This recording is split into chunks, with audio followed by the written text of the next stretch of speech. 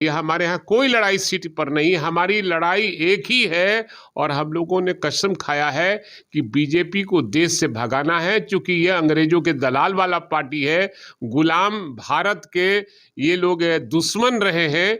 इसलिए ऐसे लोगों को हमको 7 समुंदर पार भेजना है। जेडीयू के लोग कह रहे हैं कि जो सीटिंग है वो हमारी है, सारे मंत्री कह रहे हैं कि भाई जो सीटिंग अरे कह रहे हैं तो नहीं कह रहे हैं तो कौन गलत बात कर रहे हैं? हर कोई कहने का अधिकार है, लेकिन भीतर भीतर सब हो चुका है। लालू जी बड़े हैं तो बड़े रहेंगे ही ना।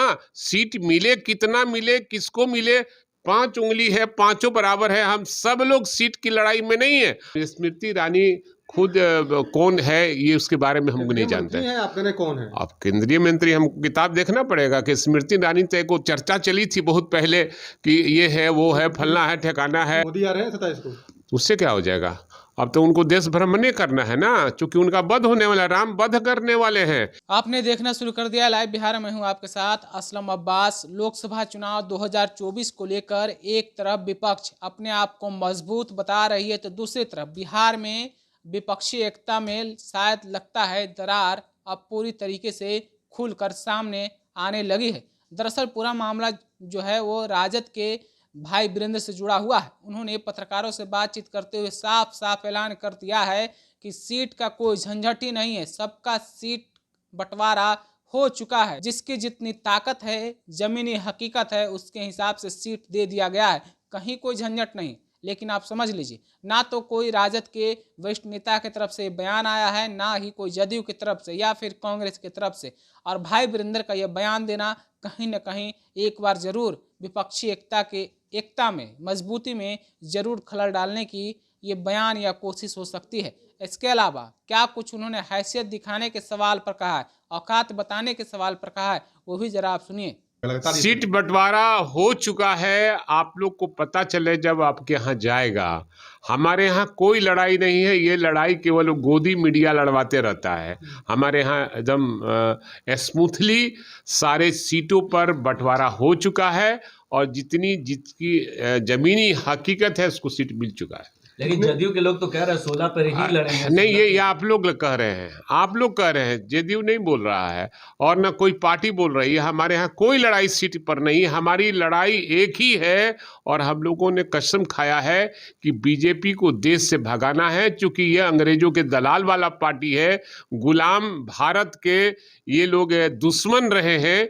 इसलिए ऐसे लोगों को हमको 7 समुंदर पार भेजना है। जेडीयू के लोग कह रहे हैं कि जो सीटिंग है वो हमारी है, सारे मंत्री कह रहे हैं कि भाई जो सीटिंग। अरे कह रहे हैं तो नहीं कह रहे हैं तो कौन गलत बात कर रहे हैं? हर कोई कहने का अधिकार है, लेकिन भीतर भीतर सब हो चुका है। आप लोग आश्चर्य हो जाइएगा कि कैसे हो गया। लेकिन बिहार में 40 लोकसभा सीट है, लेकिन इंडिया अलायंस ने सीट मांग को लेकर 52 सीट पहुंचा दी है। सवाल है कि आप लोग के जानकारी का अभाव की वजह से आप लोग 40 को 52 कर रहे हैं।